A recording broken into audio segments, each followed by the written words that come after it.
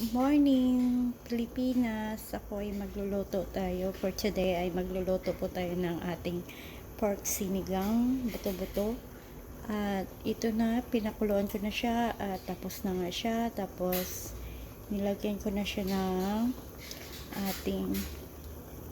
ating gulay-gulay na galing sa ating garden. Meron akong nilagyan ko na siya ng labanos at talong, okra at sitaw.